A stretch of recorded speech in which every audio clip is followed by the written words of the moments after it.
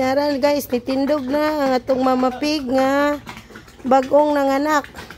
So kay nanganak man to siya mga 3 AM na to nabantayan. Nya nagawas iyahang placenta tanan mga alas 9 naman to, alas 10. So kami guys usually dili gyud mi magpakaon sa mong anay kung dili kagawas ang iyang placenta. Dili pud mi tigpainom og tubig kung dili kagawas iyang placenta. Mao na nga kung malabyan siya tingkaon, dili na lang sa gyud namo pakanon.